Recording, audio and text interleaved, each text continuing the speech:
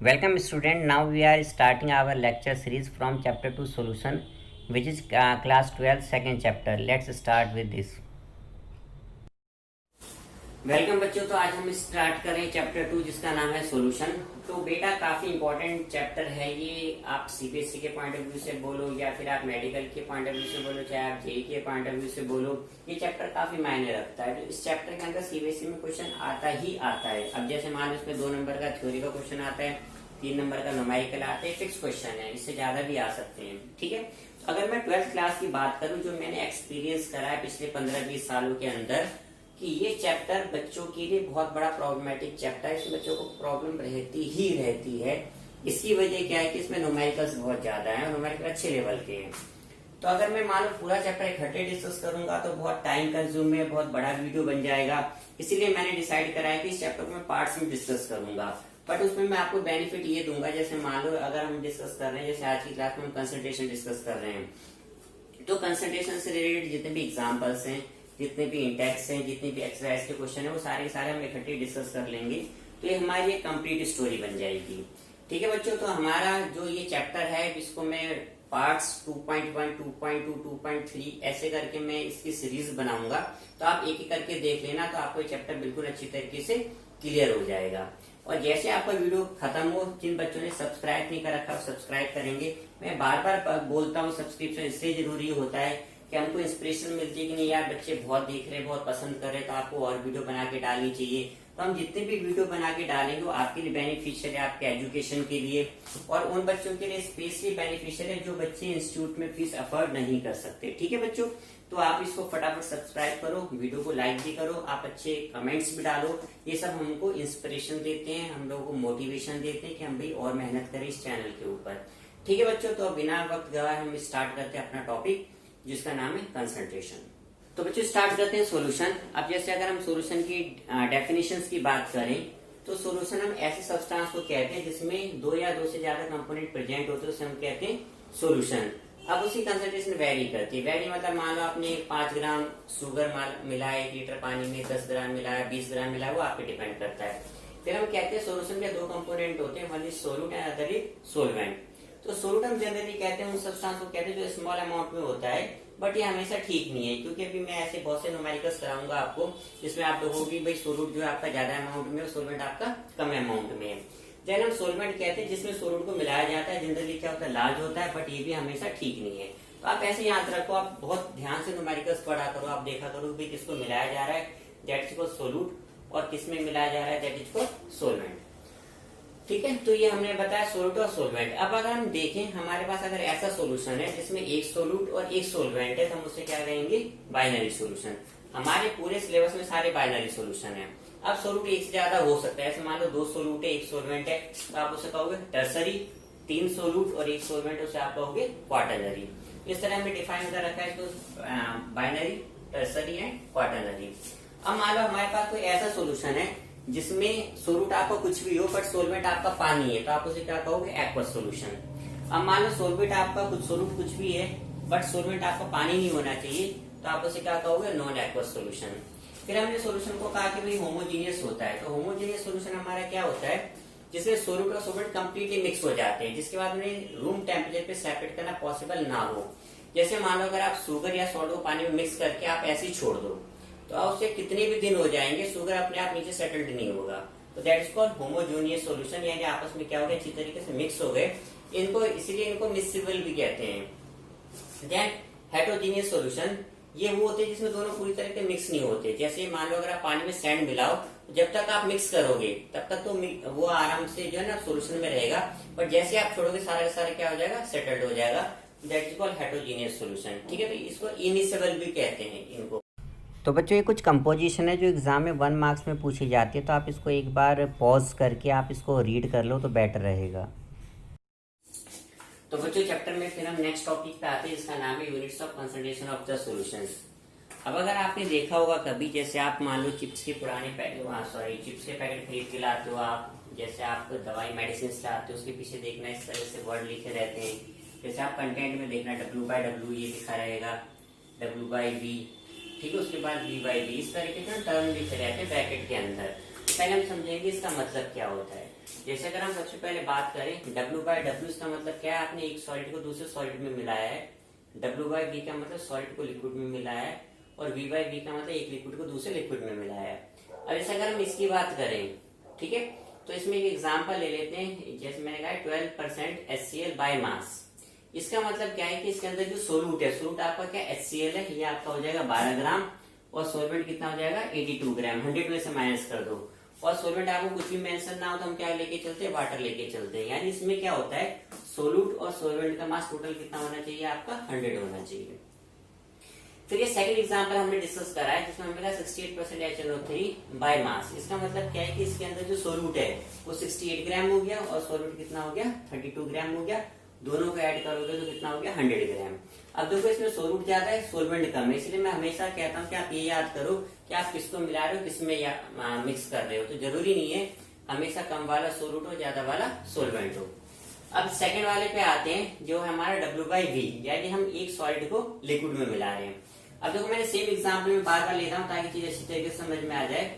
अब हमने कहा 12% HCl W/V, इसका मतलब सोलूट कितना हो गया 12 ग्राम, इसमें सोलवेंट आपको कितना रहेगा 100 ml। ये फिक्स है, यानी ये फिक्स है। आप इसको कितना वैरी करते हैं आपके ऊपर डिपेंड करता है। ऐसे मान लो आपने 1 कप चाय ली, अब आप उसमें 1 चम्मच चीनी डाल रहे हो, 2 चम्मच चीनी डाल रहे हो, 3 चम्मच डाल रहे हो, तो फर्क नहीं पड़ता, चाय का अमाउंट आपका फिक्स रहता है।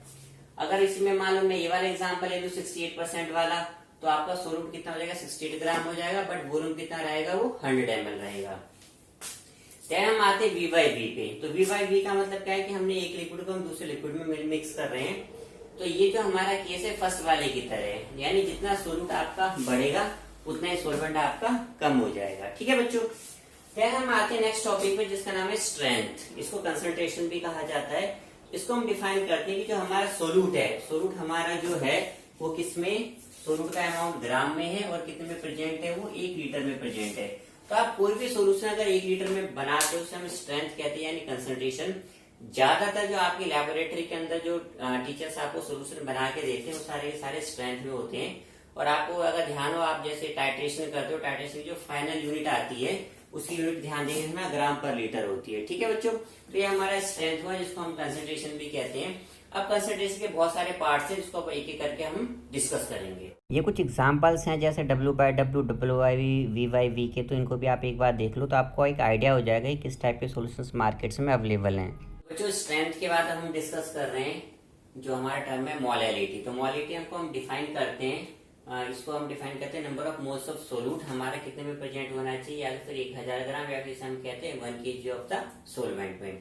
अब इसे अगर हम मैथमेटिकली बात करें तो इसके लिए हम कुछ अजम्पशंस कर लेते हैं। जैसे मान लो मैंने कहा भाई मैंने सोलूट को मान लिया W2, सोलवेंट मान लिया मैंने W1, मॉलिक्यूलर मास सोलूट का मैंने मान लिया M2, सोलवेंट का मैंने मान लिया M1। ठीक है। तो आप ज्यादा बुक्स में देखो या तो फिर 1-2 के टर्म्स में गिवन होता है। अगर 1-2 है तो 2 सोलूट 1 सोलवेंट। अगर मान लो Mn है तो N सोलूट M सोलवेंट। ठीक है। अब जैसे मान लो PQ है तो Q सोलूट M सोलवेंट। तो जस्ट रिवर्स होता है हमेशा। फिर हमें पता है कि नंबर ऑफ मोल्स का फॉर्मूला क्या होता है, वेट अपॉन मॉलिक्यूलर मास। अभी फिलहाल हम किसकी बात कर रहे हैं, सोलूट की। तो हो जाएगा W2/M2, क्योंकि सोलूट का मास हमने W2 माना है और सोलवेंट का हमने माना है क्या कहते हैं, सोलूट का जो वेट है W2 है और मॉलिक्यूलर मास M2 है। फिर अगर हम मोलैलिटी को डिफाइन करें तो मोलैलिटी क्या होता है, नंबर ऑफ मोल्स ऑफ सोलूट, यानी W2/M2। फिर हम इसमें डिवाइड करते हैं सोलवेंट को। सोलवेंट को हमने डिनोट करा है W1 से। इसकी यूनिट क्या होनी चाहिए, किलोग्राम में। इनकेस में अगर मान लो इसकी यूनिट गिवन है ग्राम में, तो हम इसमें मल्टीप्लाई करते हैं 1000 की। तो 1000 की मल्टीप्लाई इसलिए करा जाता है ताकि ग्राम किस में कन्वर्ट हो जाए, किलोग्राम में। ठीक है। तो अब अगर हम मोलैलिटी को डिफाइन करें तो इसकी डिफाइन हो जाएगी W2/M2, क्योंकि W2/M2 क्या होगा, number of moles of solute पर KG of the solvent. Solvent हो गया W1 किस में होना चाहिए, आपको किलोग्राम में होना चाहिए। मान लो इन केस अगर ये आपको ग्राम में गिवन है तो किलोग्राम को ग्राम में बदलने के लिए आपको 1000 से मल्टीप्लाई करना पड़ेगा। तो आप न्यूमेरिकल में देख लेना, अगर किलोग्राम में दे रखा है तो 1000 नहीं आएगा, ग्राम में दे रखा है तो 1000 आ जाएगा। इसकी यूनिट होती है मोलाल, जिसको हम डिनोट करते हैं स्मॉल m से। ठीक है। तो ध्यान रखना है जब भी स्मॉल m गिवन है तो इसका मतलब हमें क्या गिवन है, मोलैलिटी। ठीक है। तो ये हमारा टर्म हुआ मोलैलिटी। ठीक है बच्चों। तो अब पहले हमने डिस्कस करा मोलैलिटी, अब हम डिस्कस करेंगे उसके बाद मोलैरिटी। तो जस्ट सेम ही कॉन्सेप्ट है, बस जो डिफरेंस आ जाता है उसमें मास आ जाता है, इसमें वॉल्यूम आ जाता है। तो नंबर ऑफ मोल्स तो सेम ही रहेंगे, बस इसमें क्या आ जाएगा आपका वॉल्यूम लीटर में आ जाएगा या फिर डेसीमीटर क्यूब भी हम इसको कहते हैं। बाकी सारे सिंबल्स हमारे सेम ही है। हमने सोलूट को W2 माना है, सोलवेंट W1 माना है और मॉलिक्यूलर मास सोलूट का हमने M2 माना है। Then number of moles of solute W2 upon M2 और ये आपका हमने इसको माना है W2 upon M2। Then molarity हमने डिफाइन करा भी number of moles of solute upon volume of the solution in litre. अब अगर इसमें हम देखें number of moles of solute क्या हो जाएगा हमारा W2 upon M2 हो जाएगा। फिर सॉल्यूशन के वॉल्यूम को हमने V दे रखा है। इन केस अगर V आपको गिवन हो लीटर में तो आप यहाँ पे 1000 नहीं लगाओगे, अगर आपको ml में दे रखा है तो आप इसमें क्या लगाओगे 1000 लगाओगे। ठीक है, तो 1000 से लगाते हैं क्योंकि 1 लीटर इक्वल टू कितना होता है 1000 ml होता है। अब अगर हम इसकी यूनिट की बात करें तो इसका यूनिट क्या होता है मोलार या फिर मोल्स पर लीटर। इसको डिनोट करते हैं हम लोग कैपिटल M से। ठीक है, तो ये हमारा हुआ मोलैरिटी। बच्चों हम बात करते हैं हमारे नेक्स्ट कंसंट्रेशन टर्म की, जिसमें जो है हमारा मोल फ्रैक्शन। तो मोल फ्रैक्शन में हमको क्या करना होता है, जिसका भी मोल फ्रैक्शन निकालना है आप उसके नंबर ऑफ मोल्स को ऊपर रखो, नीचे दोनों का सम कर दो, उसे हम कहते हैं मोल फ्रैक्शन। जैसे अगर आप इसके अंदर देखो अभी हमें जो निकालना है बेसिकली मोल फ्रैक्शन है, हमारे सिलेबस में सारे के सारे क्या है हमारे बाइनरी सोल्यूशन है। ठीक है, तो बाइनरी सोल्यूशन का मतलब क्या होता है एक सोल्यूट और एक सोलवेंट। अब यहाँ पे मैंने ए बी यूज कर लिया है। तो अगर जैसे अगर मान लो मुझे मोल फ्रैक्शन निकालना है सोल्यूट का, तो सबसे पहले मैं नंबर ऑफ मोल्स निकालूंगा सोल्यूट की। तो number of moles of solute, तो सोल्यूट के वेट को हमने माना W2 और मॉलिक्यूलर मास माना हमने माना M2। ठीक है, तो ये हमारा आ गया number of moles of solute आ गया हमारा। अब जैसे मान लो हमें निकालना है भाई सोल्यूट हमने निकाले, अब सोलवेंट की बात करूं, फिर आप निकालोगे number of moles of solvent. तो सोलवेंट का वेट आपने W1 माना है, मॉलिक्यूलर मास M1 माना है। इस तरह आप दोनों का निकालोगे भाई, आप सबसे पहले सोल्यूट का मोल्स निकालोगे और सोलवेंट के मोल्स निकालोगे, जिसको आप N1 और N2 से डिनोट कर सकते हो। उसके बाद आप देखो फिर आपको निकालना है भाई मोल फ्रैक्शन ऑफ सोल्यूट, जो ये है हमारा ये क्या सोल्यूट है। ठीक है, तो ये जो है हमारा जो बी से हम सोल्यूट को डिनोट करते हैं, ए से सोलवेंट को डिनोट करते हैं, तो ये हमारा हो गया सोलवेंट। जब आपको सोलवेंट का निकालना है तो आप सोलवेंट के नंबर ऑफ मोल्स ऊपर रखो, नीचे दोनों को ऐड कर दो। और जब आपको सोल्यूट का निकालना है तो आप सोल्यूट के मोल्स ऊपर रखो, नीचे दोनों को ऐड कर दो। इस तरह हमारा निकल जाता है मोल फ्रैक्शन। उसके बाद जब मोल फ्रैक्शन का आप हमेशा सम दोगे तो 1 के बराबर होता है। मोल फ्रैक्शन क्या, कोई भी फ्रैक्शन हो, एनी फ्रैक्शन का सम मोल ऑलवेज इक्वल टू 1 होता है। That's why when fraction is multiply by 100 it will convert into percentage. तो परसेंटेज हमेशा क्या होती है 100% होती है, because 1 is multiply by 100 it is always 100%। ठीक है बच्चों, तो ये हमारा क्या होता है, डायमेंशनलेस क्वांटिटी, इसकी कोई यूनिट नहीं होती। यूनिट क्यों नहीं होती, क्योंकि देखो आपने इसको डिवाइड किया है ऐड करके, तो यूनिट से यूनिट क्या है हमारी कैंसिल आउट हो जाएगी। यही वजह है कि जो मोल फ्रैक्शन है it is a dimensionless quantity. ठीक है, तो ये हमारा हुआ मोल फ्रैक्शन। फिर नेक्स्ट हम आते हैं मास फ्रैक्शन पे। तो मास फ्रैक्शन भी इसी की तरह, बस फर्क इतना है कि इसमें हम मास लेते हैं, जो इसमें हम डिफाइन करते हैं, हमें जिसका भी मास फ्रैक्शन निकालना है उसका मास ऊपर लो, नीचे दोनों को ऐड कर दो, जो हम कहते हैं total mass of the solution.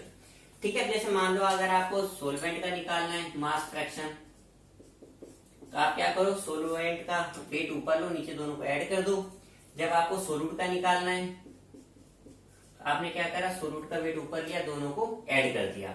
अब जैसे कई बार एग्जाम में परसेंटेज भी पूछ लेता है, तो जब आप मास फ्रैक्शन को आप 100 से मल्टीप्लाई करते हो it will convert into percentage. For example अगर मुझे सोलवेंट का परसेंटेज निकालना है तो मैं क्या करूंगा, इसको मल्टीप्लाई कर दूंगा 100 से, और जब मुझे सोलवेंट का निकालना है तो मैं इसे मल्टीप्लाई कर दूंगा 100 से। ठीक है बच्चों, तो ये हमारा हो गया मास फ्रैक्शन। ये भी डायमेंशनलेस होगा क्योंकि आपने इसको क्या, जैसे आप डिवाइड करोगे तो ऊपर से नीचे का हमारा कैंसिल आउट हो जाएगा। तो हमारा जो मोल फ्रैक्शन है और मास फ्रैक्शन दोनों के दोनों क्या होते हैं, ये डायमेंशनलेस क्वांटिटी होते हैं। ठीक है बच्चों, ये कुछ इंपॉर्टेंट पॉइंट्स हैं मोलैलिटी, मोलैरिटी, मोल फ्रैक्शन को लेके, इनको भी रीड कर लो। एक एक नंबर के क्वेश्चंस बनते हैं इनके ऊपर, स्पेशली जो फर्स्ट पॉइंट है।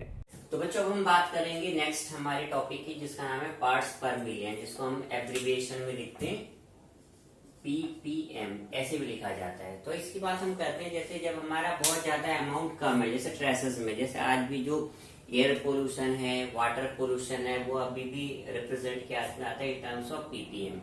तो ये हम डिफाइन करते हैं, हम कहते हैं भाई जब हमारा सोल्यूट बहुत ट्रेसेस क्वांटिटी में है तो हम उसको कन्वीनियंट टर्म यूज करते हैं जिसे हम कहते हैं पीपीएम।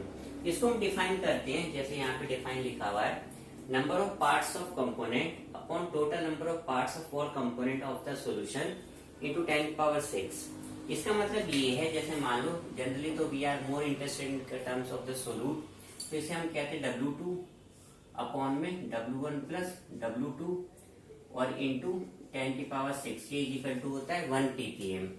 ठीक है। अब अगर आपको और अच्छा समझना है तो आपकी एनसीईआरटी बहुत लिमिटेड है, बहुत डिटेल में नहीं है, तो इतना ही आपके लिए काफी है। कंसेप्चुअली समझ लो, जैसे मान लो कि जो हमारा सब्सटेंस है, जब 1000 ग्राम में हमारा सोल्यूट कितना प्रेजेंट था, हमने उसको क्या बोला, हमने उसको बोला मोलैलिटी। जब हमारा सब्सटेंस 1000 ml में कितना प्रेजेंट है, हमने उसको क्या बोला, मोलैरिटी। ठीक है। तो अगर हम क्या करें, जब हम 1000 ग्राम में हमने 3 जीरो और ऐड कर दी, यानी हमने क्या कर दिया 10⁻⁶। अगर ये हमने ग्राम में लिया है तो हम इसको कहेंगे ppm बाय मास। ठीक है। तो अगर हमने 10⁻⁶ ग्राम लिया है तो उसे हम क्या कहेंगे ppm बाय मास। और अगर हमने 1000 ml में 3 जीरो और लगा दे, इतना ml ले ले या फिर 10⁻⁶ ले लें, तो हम इसको कहते हैं ppm बाय वॉल्यूम। अब इससे ज्यादा डिटेल में जाने की जरूरत नहीं है, हमारे सिलेबस में इतना ही है। ठीक है बच्चों। अब इसके अंदर एक टॉपिक और है, बेसिकली एनसीईआरटी में तो नहीं है, आईयूपीएससी ने 2004 में बिल्कुल मना कर दिया था नॉर्मेलिटी को यूज करने के लिए। स्टिल बहुत से टीचर हैं जो मानते नहीं है, बाज नहीं आते, स्टिल वो पढ़ा देते हैं। तो नॉर्मेलिटी का आपको कोई क्वेश्चन एनसीईआरटी में नहीं दे रखा। नॉर्मेलिटी आप देखो किसी कॉम्पिटिशन में 2004 के बाद नहीं पूछा गया है। Still if you are interested, तो मैं एक काम करूंगा, मैं नॉर्मेलिटी का एक अलग से लेक्चर तैयार कर दूंगा, तो आप उसको देख लेना इसी चैप्टर की सीरीज में नॉर्मेलिटी। तो उसमें मैं आपको नॉर्मेलिटी प्रॉपर समझा दूंगा, उसके मैं आपको न्यूमेरिकल भी बता दूंगा, तो आप वहीं पे देख लेना इस टॉपिक को। ठीक है। तो ये हमारा कंप्लीट हुआ कंसंट्रेशन। इसमें बेटा पीपीएम की मैंने कुछ एप्लीकेशंस मेंशन कर रखे, थोड़ा आपको आइडिया हो जाएगा। वैसे एग्जाम में अब तक आई नहीं, बट फिर भी नॉलेज के लिए एक बार रीड कर लो तो बेटर है। तो बच्चों फिर हम लोगों ने डिस्कस करा कि भाई हमारे कंसंट्रेशन कितने टाइप है, molarity, molarity, mole fraction, then हमने मास फ्रैक्शन डिस्कस करा, पार्ट्स पर मिलियन डिस्कस करा। अब हम उसके रिलेटेड क्या करेंगे, न्यूमेरिकल्स करेंगे। तो उससे क्या है कि हमारा भाई एक टॉपिक पूरा कंप्लीट हो जाएगा। ठीक है बच्चों। तो जो हमारा सबसे पहले एग्जाम्पल है 2.1, सब बच्चे अपनी एनसीईआरटी निकालो ताकि आप उसको विजुअली देखो। और मैं हमेशा सजेस्ट करता हूँ एक बार एनसीईआरटी लाइन बाय लाइन पढ़ो, कोई भी डिफिकल्टी आती है तो आप मुझे मेल करो या कॉल कर सकते हो। ठीक है बच्चों। तो ये कह रहा है calculate the mole fraction of ethylene glycol, जो हमें निकालना है। ठीक है। फॉर्मूला होता है C2H6O2 in a solution containing 20% of C2H6 by mass. ठीक है बच्चों। इसका मतलब क्या है, तो 20% बाय मास का मतलब हो गया कि जो हमें सोल्यूट है वो हमें गिवन है 20 ग्राम, और टोटल मैंने आपको बताया था 100 होता है। 100 में से आप 20 माइनस करो तो आपका सोलवेंट कितना हो जाएगा, 80 ग्राम। ठीक है। उसके बाद फिर हमें निकालना है मोलर मास ऑफ सोल्यूट। मैं एक्सपेक्ट करता हूँ कि हर बच्चे को मोलर मास निकालना अब तक आ गया होगा, क्योंकि 11th में सिखाया जाता है। अब नहीं आया तो आप एक बार देख लो, जैसे हमें देखा है C2, तो 2 इंटू कार्बन हो जाएगा 6 इंटू हाइड्रोजन। तो कार्बन का एटॉमिक मास होता है 12, हाइड्रोजन का होता है 1 और ऑक्सीजन का होता है 16। ठीक है बच्चों। 2 into carbon, 6 into hydrogen, 2 into oxygen, फिर कार्बन का एटॉमिक मास होता है 12, हाइड्रोजन का 1 और ऑक्सीजन का 16। फिर आप इसे सोल्व करोगे तो ये आपका आ जाएगा 24, 6 और 32, ये आ जाएगा 62 ग्राम पर मोल। ये हमारा मॉलिक्यूलर मास आ गया सोल्यूट का। सोल्वेंट हमें कुछ भी दे रखा तो हम वाटर मान के चलते हैं। वाटर का फॉर्मूला आपको पता है H2O होता है। आप ऐसे मॉलिक्यूलर मास निकालोगे, ये आपका आएगा 18 ग्राम पर मोल। फिर हम निकालेंगे number of moles of solute. तो number of moles of solute आपको पता है, इसका फॉर्मूला होता है वेट अपॉन मॉलिक्यूलर मास। तो मैं एक ही स्टैंडर्ड सिंपल यूज कर रहा हूं ताकि आपको समझने में आसानी हो। सोल्यूट का मॉलिक्यूलर मास वेट हो गया 20 और मॉलिक्यूलर मास दे रखा है 62। आप इसको सोल्व करोगे तो आपका आ जाएगा 0.322। फिर हम निकाल रहे number of moles of solvent. तो सोलवेंट का जो वेट है हमने W1 माना है, मॉलिक्यूलर मास M1 माना है, ये हो जाएगा 80 डिवाइड बाय 18, यानी ये आपका आ गया 4.44। उसके बाद बच्चों फिर हमें निकालना है मोल फ्रैक्शन। तो जैसे हम पहले बात कर चुके हैं जिसका मोल फ्रैक्शन निकालना है उसे ऊपर रखो, नीचे दोनों का आप ऐड कर दो। इसका फॉर्मूला हो जाएगा आपका N2 upon N1 plus N2। तो N2 है हमारे पास 0.322 और इसका फिर नीचे सम करोगे 0.322 डिवाइड बाय 4.44। फिर जब आप इसको सोल्व करोगे तो ये आ जाएगा 0.068 और इसकी कोई यूनिट नहीं होती, मैं पहले बता चुका हूँ। फिर ऐसे आप निकालोगे मोल फ्रैक्शन ऑफ सोलवेंट। तो सोलवेंट के मोल्स को ऊपर रखो, नीचे दोनों का आप सम करोगे तो ये हो जाएगा 4.44 डिवाइड बाय 0.322 प्लस 4.44। या तो फिर आप इस तरह कर लो, या फिर आपको पता है कि जो मोल फ्रैक्शन है उसका सम 1 के बराबर होता है, यानी हमने पीछे पढ़ा है x1 plus x2 is equal to किसके होगा 1 के बराबर। तो यहाँ से हम x2 ऑलरेडी निकाल चुके हैं, तो आप इस वाले इक्वेशन में इसको पुट कर दो, क्योंकि मोल फ्रैक्शन का सम 1 के बराबर होता है। तो ये आपका हो जाएगा x1 प्लस 0.068 इजिकल टू 1। तो आपका x1 हो जाएगा 1 माइनस 0.068। तो आप इसको सोल्व करोगे आ जाएगा 239। तो ये आपका आ गया 0.932। ठीक है बच्चों, तो इस तरह हम निकाल लेते हैं मोल फ्रैक्शन।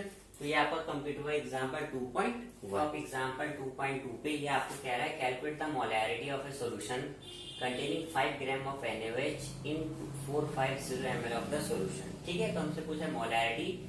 सबसे पहले बच्चों एग्जाम में इंपॉर्टेंट होता है गिवन लिखना, गिवन के मार्क्स होते हैं। तो जब भी न्यूमेरिकल हो बहुत सिस्टमैटिक करना चाहिए। तो इसके अंदर जो हमें सोल्यूट गिवन है वो हमें गिवन है 5 ग्राम और NaOH है। मॉलिक्यूलर मास आप इसका निकाल सकते हो कि आपका आ जाएगा 40 ग्राम पर मोल। जिस बच्चे को मॉलिक्यूलर मास निकालना नहीं आता, आप हमारे मॉलिक्यूलर मास का वीडियो देख सकते हो, 11th क्लास के सेशन में मिलेगा चैप्टर फर्स्ट में। Then volume of the solution आपको क्वेश्चन में दे रखा है 450 ml, ये आपको दे रखा है वॉल्यूम। फिर आपसे पूछा मोलैरिटी। तो हमेशा बेटा न्यूमेरिकल करने से पहले फॉर्मूला जरूर लिखना चाहिए, फिर उसके बाद उसके अंदर वैल्यू पुट करनी चाहिए, और हर सिंबल क्या रिप्रेजेंट कर रहा है वो आपको इसके में बताना पड़ता है न्यूमेरिकल से अंदर। तो W2 हमारा हो गया 5, मल्टीप्लाई कर दो 1000 से। M2 आपके पास हो गया 40 और वॉल्यूम हो गया 450। अब क्योंकि वॉल्यूम इसमें ml में दे रखा है इसलिए हमने क्या करा 1000 से मल्टीप्लाई करा। उसके बाद फिर आप इसको सोल्व करोगे, फिर आपका आंसर आएगा 0.278। अब क्योंकि आप मोलैरिटी निकाल रहे हो तो आप इसे रिप्रेजेंट करो कैपिटल M से। अब इस पर आ जाओ। अब ये एग्जाम्पल 2.3 है। अभी इसमें कह रहा है कैलकुलेट द मोलैरिटी। अब आपसे मोलैरिटी पूछ रहा है of 2.5 gram of ethanoic acid और आपको दे रखा है 75 ग्राम ऑफ द बेंजीन में। तो सबसे पहले हम गिवन लिखते हैं, हमें क्या क्या गिवन है। तो सोल्यूट इसके अंदर हो गया 2.5 ग्राम। सोलवेंट आपको क्वेश्चन में दे रखा है 75 gram. Molecular mass of the solute, तो मॉलिक्यूलर मास आपके पास क्या है इथेनोइक एसिड है, इसका मॉलिक्यूलर मास आपके पास आ जाएगा 60 ग्राम पर मोल। उसके बाद फिर आप फॉर्मूला लिखोगे मोलैरिटी का, इसके अंदर आप अपनी वैल्यूज पुट करो। तो ये आ गया 2.5 into 1000 divide by molecular mass इसका आपके पास है 60 इंटू ये है 75। ठीक है, फिर आप इसको पूरा सोल्व करोगे तो ये आपका आएगा 0.556। आप इसको रिप्रेजेंट करोगे स्मॉल m से। तो बच्चों अब हम अपने नेक्स्ट न्यूमेरिकल पे आते हैं जो इंटेक्स का 2.1 है। पहले क्वेश्चन आप लोग अपनी बुक में से पढ़ लेना। ये कह रहा है calculate the mass percentage of benzene and carbon tetrachloride in 22 gram of benzene is dissolved in 122 gram of the carbon tetrachloride. ठीक है बच्चों, अब इसके अंदर जो हमें सोल्यूट गिवन है वो हमें गिवन है 22 ग्राम जो कि हमारा बेंजीन है, और जो कार्बन टेट्राक्लोराइड है वो हमारा क्या सोलवेंट है। अभी कह रहे हैं मास परसेंटेज ऑफ बेंजीन। तो जिसका मास परसेंटेज पूछता है उसका मास आप ऊपर रखो, नीचे आप दोनों को ऐड कर दो और मल्टीप्लाई कर दो 100 से। तो जब आप इस पूरे को सोल्व करोगे तो आपका आंसर लगभग आएगा 15.27%।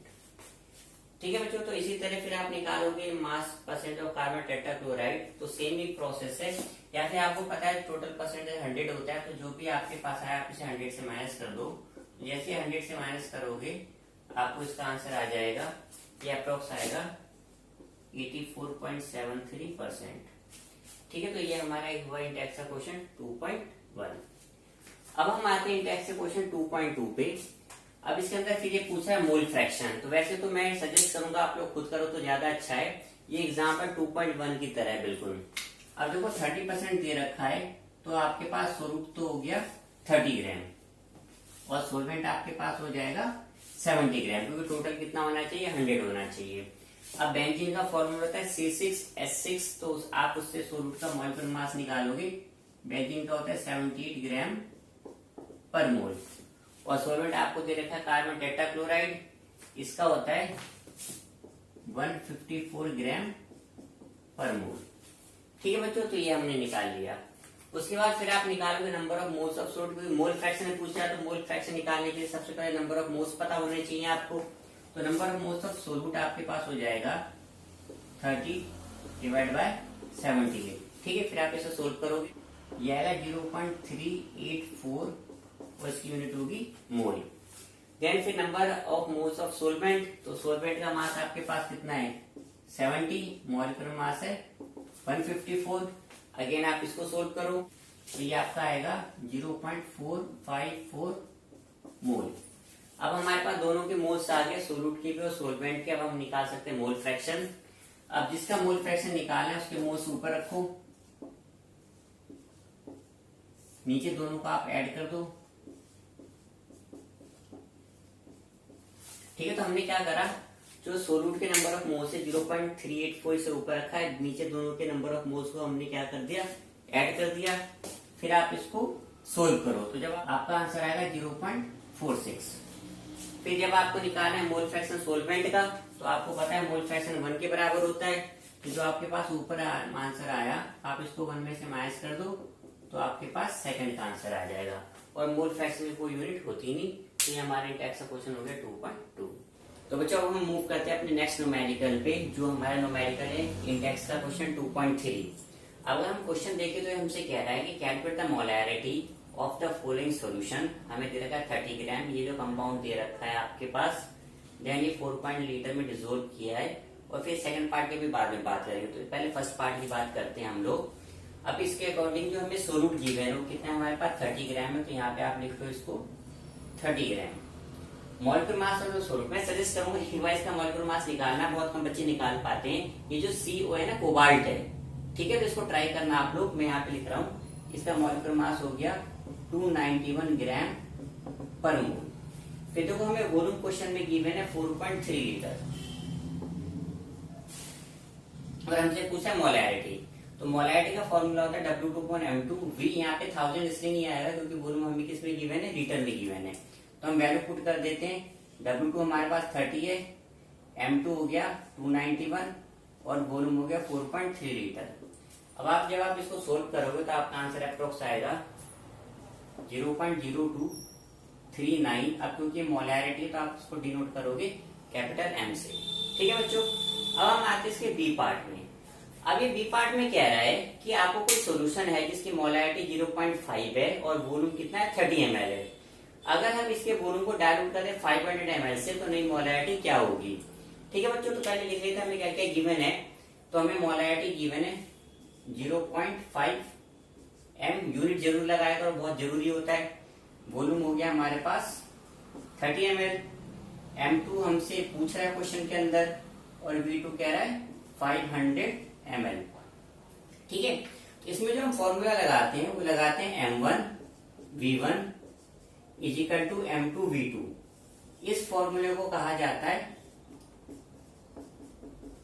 Dilution law. ये मैंने इसलिए नहीं पढ़ाया यहाँ पे क्योंकि ये आपके प्रैक्टिकल से रिलेटेड है, जो आप टाइट्रेशन करते हो उसमें बहुत ज्यादा यूज करते हो डाइल्यूशन लॉ। अब इसकी वैल्यू पुट कर देते हैं। M1 हमारे पास है 0.5, V1 हमारे पास है 30, M2 तो खैर हमें निकालना है और V2 हमारे पास है 500। ठीक है बच्चों, मैं यहाँ पे लिख देता हूं M2 आ जाएगा हमारे पास 0.5 इंटू 30 और डिवाइड बाय 500। बेटा जब आप इसको पूरा सोल्व करोगे ये आपके पास आ जाएगा 0.03 कैपिटल M। ठीक है, तो जब भी आप सोल्व करो यूनिट जरूर लिखा करो, यूनिट बहुत इंपॉर्टेंट होता है। फिर हम आते हैं हमारे नेक्स्ट क्वेश्चन पे जो इंडेक्स का 2.4 है। ये कह रहा है calculate the mass of the urea, ये आपको फॉर्मूला दे रखा है, required in making 2.5 kg of 0.25 molar aqueous solution. तो पहले गिवन लिख लेते क्या क्या गिवन है, हमें सोल्यूट इसके अंदर गिवन है, सॉरी सोल्यूट तो हमको निकालना है, ठीक है बच्चों। सोलवेंट हमें गिवन है 2.5 किलोग्राम, उसके बाद मोलैलिटी हमें गिवन है 0.25, क्योंकि मोलैलिटी ऐसे जो नोट करो स्मॉल m से, यूरिया दे रखा है उसका मॉलिक्यूलर मास निकाल लो, यूरिया का मॉलिक्यूलर मास आएगा 60 ग्राम पर मोल। यूनिट जरूर लिखा करो, बहुत जरूरी होता है यूनिट लिखना। अब इसमें वैल्यू पुट कर देते हैं, हमारे पास मोलैलिटी है 0.25, ये मोलैलिटी है हमारे पास, W2 हमको निकालना है, M2 है 60 और W1 है 2.5, ठीक है बच्चों। अब क्योंकि W1 इसमें केजी में दे रखा है इसलिए यहाँ पे भी हमने 1000 यूज नहीं किया है, तो W2 हमारे पास आ जाएगा 0.25 इंटू 60 इंटू 2.5। जब आप इसको पूरा सोल्व कर लोगे तो ये आपका आ जाएगा 37.5 ग्राम, ठीक है बच्चों। तो ये हमारा हो गया 2.4। तो बच्चों अब हम आते हैं अपने नेक्स्ट न्यूमेरिकल पे, जो कि इंटेक्स का 2.5 है। ये आपसे कह रहा है कि भाई मोलैलिटी निकालनी है, आपको मोलैलिटी निकालनी है, मोल फ्रैक्शन ये तीनों निकालना है। पोटेशियम आयोडाइड दे रखा है और आपको डेंसिटी 1.202 है और परसेंटेज दे रखा है 20%। तो पहले ये लिख लेते हैं हमें क्या क्या गिवन है। अब जैसे 20% है तो सोल्यूट हमारे पास हो जाएगा 20 ग्राम, सोलवेंट हमारे पास हो जाएगा 80 ग्राम, टोटल 100 होना चाहिए। के है ये पोटेशियम का मास होता है 39 और आयोडीन 127, उसको ऐड करोगे ये आ जाएगा 166 ग्राम पर मोल। देन सोलवेंट आपको एक्वस सॉल्यूशन दे रखा है, यानी वाटर है, वाटर का मॉलिक्यूलर मास होता है 18 ग्राम पर मोल।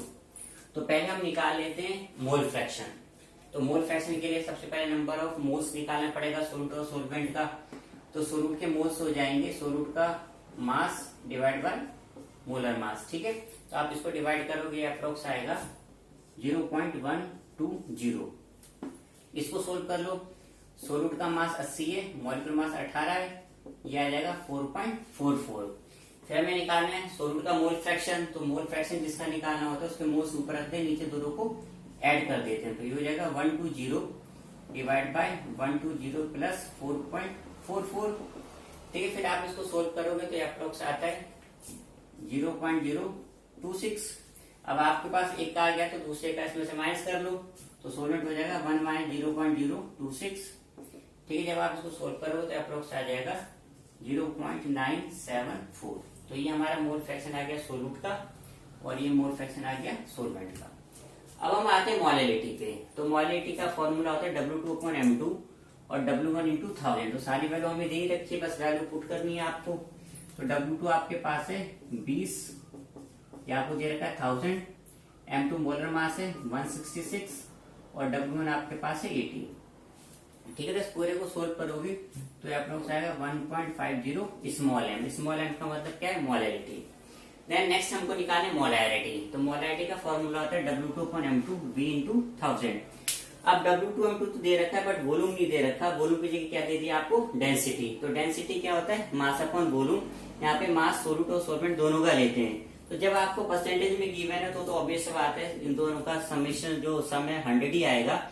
जब परसेंटेज ना हो तो उसको ऐड कर लेना, इस स्टेप पे बहुत गलती होती है।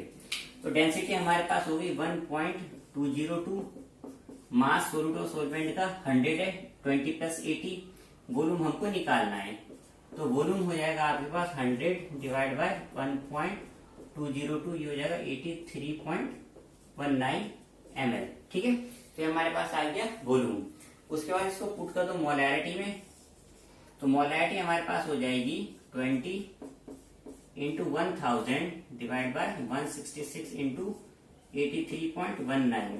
फिर बच्चों इसको सोल्व कर लोगे तो ये अप्रोक्स आपके पास आ जाएगा 0.144 कैपिटल है, ठीक है। तो काफी बढ़िया न्यूमेरिकल है, इसमें तीनों चीजें आपने निकाल ली, इसको प्रैक्टिस कर लेना। फिर अब आते हैं हम नेक्स्ट न्यूमेरिकल्स के। तो बच्चों एग्जाम्पल और इंडेक्स के क्वेश्चन अब हमारे कंप्लीट हुए। अब हम आ रहे हैं एक्सरसाइज पे। तो न्यूमेरिकल 2.4 से हमारे स्टार्ट है। ये अगेन आपसे कह रहा है कंसंट्रेटेड नाइट्रिक एसिड जो आपको दे रखा है 68% और आपको एक्वस सॉल्यूशन है। आपको क्या निकालनी है, मोलैरिटी। डेंसिटी गिवन है 1.504।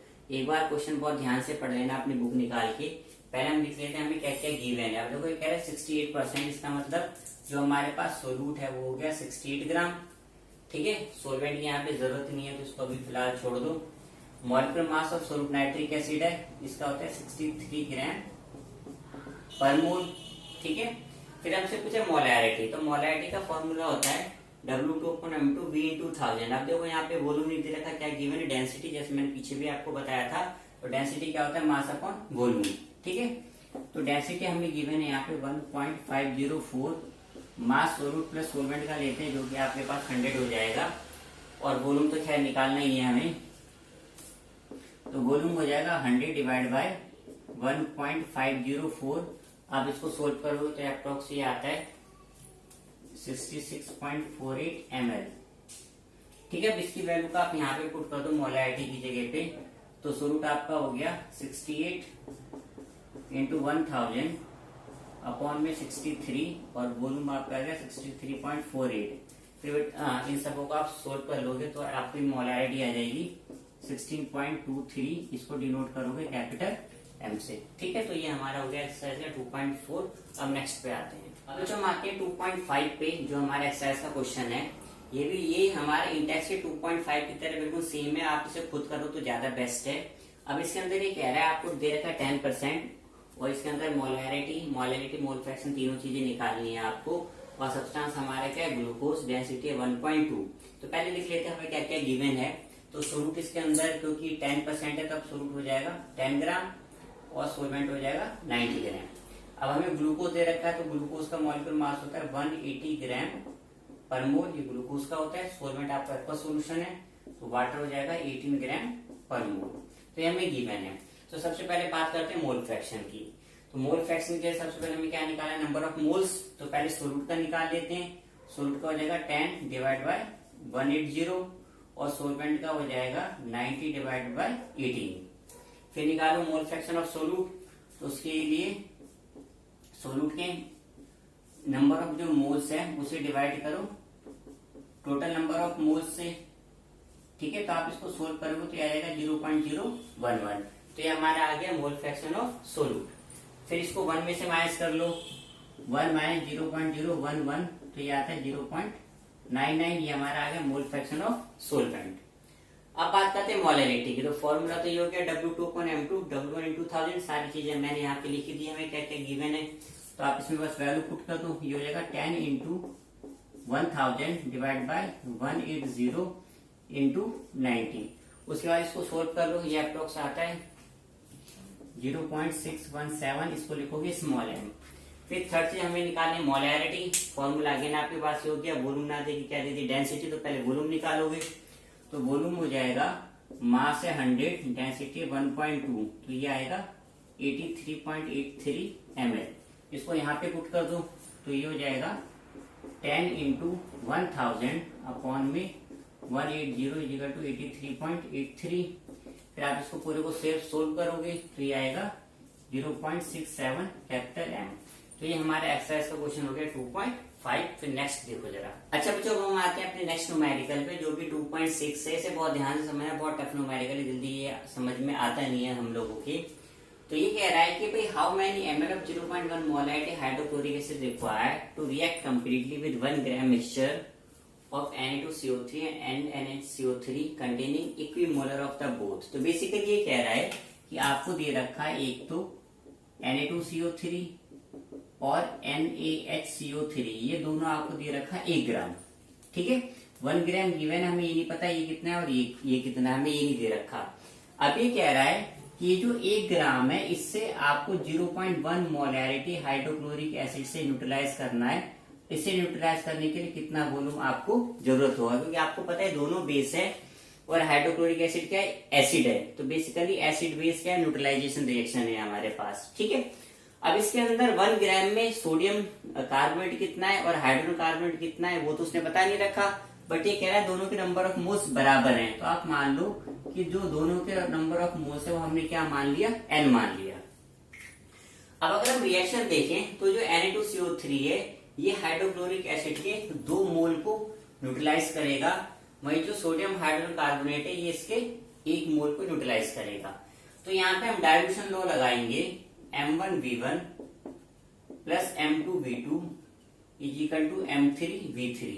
तो ये तो मैंने लिया है Na2CO3, ये मैंने लिया है NaHCO3 और ये मैंने लिया है HCl। तो देखो नंबर ऑफ मोल्स तो इसके n है। अच्छा ये कितने मोल यूटिलाइज करेगा? 2 मोल्स। नंबर ऑफ मोल्स हमने n लिया है, मल्टीप्लाई करो मोलैरिटी को 1000 से, वॉल्यूम यहाँ पे 1000 लिया गया है। M2 अच्छा ये जो करेगा 1 मोल, ठीक है। नंबर ऑफ मोल्स n है, इसमें भी क्या हो जाएगा 1000। ये हाइड्रोक्लोरिक एसिड है, इसकी मोलैरिटी हमें गिवन है 0.1, वॉल्यूम हमको नहीं पता कि कितने वॉल्यूम को ये यूटिलाइज करेगा, क्योंकि मोल्स हमने क्या माना है n माना है, तो वॉल्यूम हम 1 लीटर मान के चलते आइडियल कंडीशन। तो ये हो जाएगा 3000 n equal to 0.1 into V, और n हो जाएगा 0.1 इंटू वी डिवाइड बाय 3000। ये क्वेश्चन हो गई फर्स्ट। अब हम आगे बढ़े तो हमें पता है कि जो Na2CO3 है इसका मोलर मास होता है 106, यहाँ पे मैंने निकाल रखा है।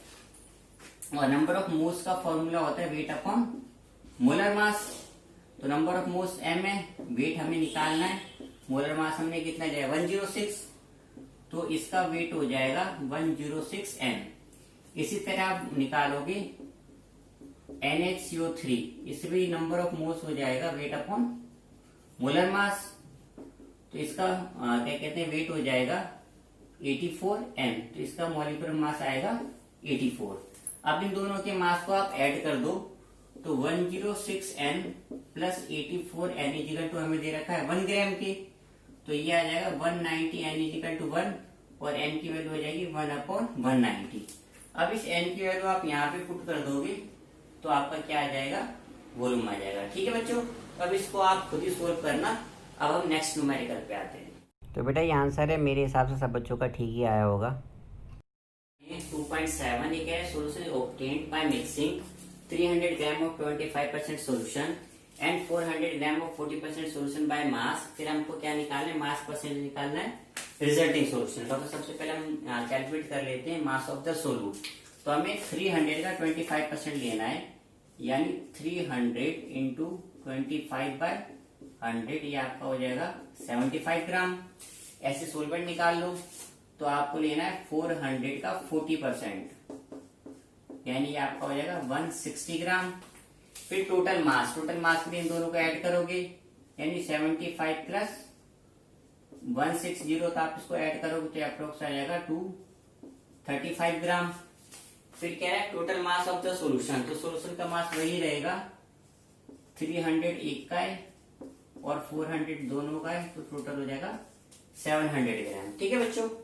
फिर mass percentage composition by mass of the solute हो जाएगा, तो सोल्यूट का कितना है 235, इसे डिवाइड करोगे टोटल से 700 से, यानी 235 डिवाइड बाय 700 और मल्टीप्लाई कर दो 100 से। तो जब आप इसको सोल्व करोगे अप्रोक्स आएगा 33.57, और जब आपको सोल्वेंट का निकालना हो तो ऑब्वियस सी बात है 100 से माइनस कर दो, तो 100 माइनस 33.57, तो आप इसको सोल्व करोगे अप्रोक्स आएगा 66.43। ठीक है, तो ये परसेंटेज है। तो ये हमारा एक्सरसाइज का क्वेश्चन हो गया 2.7। अब नेक्स्ट पे आते हैं 2.8। तो 2.8 स्टार्ट करते हैं। काफी इंपॉर्टेंट क्वेश्चन है, सीबीएसई में कई बार पूछा जा चुका है। ये कह रहा है antifreeze solution. Antifreeze solution वो होता है जो फ्रीजिंग पॉइंट कम कर देता है। जैसे वाटर का 0 होता है, 0 से भी कम कर देगा। Is prepare by 222.6 gram of ethylene glycol and 200 gram of the water. ठीक है, हमको क्या निकालना है, मोलैरिटी। फिर आपको डेंसिटी दे रखी है और क्या पूछा है, मोलैरिटी। तो बेटा क्वेश्चन ध्यान से पढ़ लेना। ठीक है, तो सबसे पहले हम लिख देते हैं कि हमें क्या क्या गिवन है। तो हमें मास ऑफ द सोल्यूट गिवन है 222.6 ग्राम और सोलवेंट है 200 ग्राम। अब देखो बेटा यहाँ पे रिवर्स हो गया। जनरली हम लोग पढ़ते हैं कि कम वाला सोल्यूट होता है, ज्यादा वाला सोलवेंट होता है। ठीक है, बट यहाँ पे सोल्यूट ज्यादा है, सोलवेंट कम है। बट एक बात याद रखना, अगर सोलवेंट वाटर है तो water is always treated as a solvent, because water is a universal solvent. ठीक है, तो सबसे पहले निकाल लेते हैं मोलैरिटी, वैल्यू यहाँ पे पुट कर देते हैं। तो सोल्यूट हमारे पास है 222.6 इंटू 1000। अच्छा, मॉलिक्यूलर मास इथाइलिन ग्लाइकोल दे रखा है, तो उसका हो जाएगा 62, और सोलवेंट आपके पास है 200। ठीक है, तो आप इसको सोल्व कर लोगे तो आपकी मोलिटी आराम से आ जाएगी। इसका आंसर आता है 17.95 स्मॉल एम। ठीक है, उसके बाद नेक्स्ट फिर हम आते हैं क्या कहते हैं मोलैरिटी पे। मोलैरिटी के लिए वॉल्यूम चाहिए, बट हमें क्या गिवन है डेंसिटी। तो आप इसमें निकालोगे वॉल्यूम आपका हो जाएगा। अब देखो मास ऑफ द सॉल्यूशन होता है सोल्यूट प्लस सोलवेंट, तो यहाँ पे हो जाएगा 222.6 प्लस 200 और डेंसिटी 1.072। अब हम इसको सोल्व करेंगे तो ये इसको ऐड करोगे, ये आ जाएगा 422.6 डिवाइड बाय 1.072। ठीक है बच्चों, तो आप इसको सोल्व करोगे तो अप्रोक्स आपका आएगा 394.21 ml। ठीक है, ये हमारा आता है अप्रोक्स इसका वॉल्यूम आता है। फिर आप इसको यहाँ पे पुट कर दो, तो मोलैरिटी का फॉर्म होता है W2.M2 P into 1000। तो सोल्यूट हो गया 222.6 मल्टीप्लाई बाय 1000 और मॉलिक्यूलर मास इसका है 62 और वॉल्यूम आपके पास आ गया 394.21। ठीक है, वहां पे वॉल्यूम दे रखा है, इसको सोल्व करोगे ये आएगा 9.10। ठीक है, आगे और करना चाहते हो 7-6 कर लो कैपिटल एम। तो ये हमारी आ गई मोलैरिटी। ठीक, तो बच्चों को हम अपने नेक्स्ट न्यूमेरिकल पे आते हैं 2.9। वैसे न्यूमेरिकल सीबीएसई में पूछता नहीं है, बट फिर भी कर लो। ये सेम न्यूमेरिकल आपको 11th क्लास में भी दे रखा है केमिस्ट्री में फर्स्ट चैप्टर के अंदर। कह रहा है sample of drinking water was found to be several contaminated, यानी मिक्स कर रखा है with chloroform suppose to be carcinogenic. इसका मतलब होता है cancer causing agent. The level of contamination was 15 ppm by mass. First pass में कह रहा है express this percentage by mass. तो देखो हमें पता है कि जो ppm का फॉर्मूला है वो होता है W2 अपॉन में W1 प्लस W2 इंटू 10⁶। हमें कितना दे रखा है 15 दे रखा है, तो हो जाएगा 15 अपॉन 10⁶, तो हो जाएगा 15 इंटू 10⁻⁶। अब परसेंटेज के लिए आप इसको मल्टीप्लाई कर दो 100 से, हो जाएगा 15 इंटू 10⁻⁴%। अब आपको पीछे से आंसर मैच करना है, तो डेसिमल यहाँ पे ले आओ, तो हो जाएगा -3%। तो ये हमारा आ गया फर्स्ट पार्ट। अब देखो सेकंड पार्ट में आपसे कह रहा है मोलैरिटी। तो मोलैरिटी का फॉर्मूला भी आपको पता ही है। मोलैरिटी होता है W2 अपॉन में M2 W1 इंटू 1000। इसके केस में जो W2 है वो हमारा है 15 ppm और मोलैरिटी के लिए आ जाएगा 1000। अब क्लोरोफॉर्म में उसका मॉलिक्यूलर मास होता है 119.5 और जब आप ppm की बात कर रहे हो तो जो सोलवेंट है वो 10⁶ होता है। ठीक है, फिर आप इसको सोल्व करोगे पूरे को, तो ये आ जाएगा 1.255 इंटू 10⁻⁴, इसमें लिखोगे स्मॉल एम। तो ये हमारा सोल्व हो गया प्रॉब्लम 2.9 एक्सरसाइज का। ठीक है, तो बच्चों को हम आते हैं अपने नेक्स्ट न्यूमेरिकल पे, जो कि एक्सरसाइज का 2.26 है। इस टॉपिक से रिलेटेड है। ठीक है, if the density of the some lake water is 1.25 gram per ml and contains 92 gram of the sodium. तो सिर्फ सोडियम की बात हो रही है। Per KG of the water calculate the molarity of Na positive in the lake. तो I hope सब आपको गिवन लिखना आ गया, फॉर्मूला लिखना आ गया। तो मैं डायरेक्ट कर रहा हूँ ताकि अब टाइम थोड़ा हमारा बचे। तो मोलैरिटी का फॉर्मूला होता है W2 upon M2 W1 into 1000। सबकी आप वैल्यू पुट कर दो, ये आपका आंसर आ जाएगा। उसके बाद नेक्स्ट हमारा न्यूमेरिकल है 28 एक्सरसाइज का। इसमें हमें मास परसेंटेज निकालना है और दोनों का मास हमको दे रखा है। तो आपको पता ही है मास परसेंटेज जिसका निकालना उसका मास ऊपर रखो, नीचे दोनों का सम और इसको मल्टीप्लाई आप कर दोगे 100 से। तो ये आपका क्या आ जाएगा परसेंटेज, तो ये आएगा 1.42%। तो ये हमारा आ गया 28, जो कि बहुत ही सिंपल सा क्वेश्चन न्यूमेरिकल से। तो बच्चों हम नेक्स्ट न्यूमेरिकल पे आते हैं, जो कि एक्सरसाइज का 29 है। ये क्या है नॉर्फिन। ये फॉर्मूला दे रखा है similar to the morphine use for the compact withdrawal the symptoms of nephrotic users. Dose of the oral generally given 1.5 milligram. Calculate the mass of small m. Small m का मतलब क्या गिवन है, molarity given है। Aqueous solution required for the above doses। तो देखो molarity का formula ये होता है, हम कई बार डिस्कस कर चुके। गिवन आपको लिखना है, वो सब मैं एक्सपेक्ट करता हूँ जब आप खुद लिख लोगे। ठीक है, तो मोलैरिटी हमें गिवन है 1.5 10⁻³ ये गिवन है आपको मोलैरिटी। देन W2 आपको गिवन है ये 1.5 मिलीग्राम। तो m का मतलब 10⁻³ 1000 आएगा। M2 आप इसका मॉलिक्यूलर मास निकालो, जो कि 311 आएगा। W1 इसमें हमसे पूछ रहा है। ठीक है, ये तो ऐसे ही कैंसिल आउट हो जाएगा आपका।